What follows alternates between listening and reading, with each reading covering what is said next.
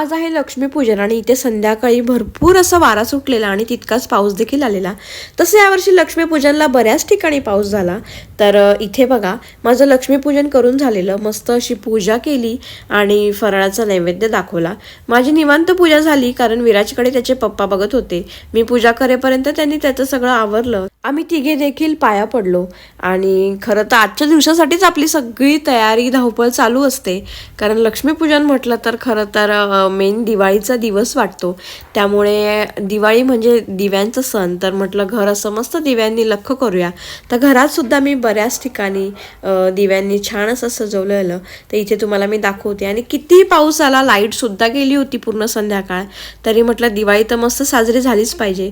तर मग इथे मस्त बॅटरी वगैरे लावून त्या प्रकाशात आम्ही दिवे लावले. एक बरं झालं की पूजा वगैरे सगळं करायच्या आधीच मी 4 वाजता रांगोळी काढून घेतलेली, कारण त्यानंतरच मग भरपूर असा वारा आणि पाऊस सुरू झाला. तर मग रांगोळी वगैरे काढणं इतकं सगळं नीट व्यवस्थितपणे झालं नसतं. आणि पाऊस तर चालूच होता आणि आम्हाला जास्त काही फटाके वगैरे उडवायला पण आवडत नाही. त्यामुळे मग आम्ही घरातच फोटो व्हिडिओज वगैरे घेतले आणि असा आजचा दिवस सुद्धा मस्त साजरा झाला.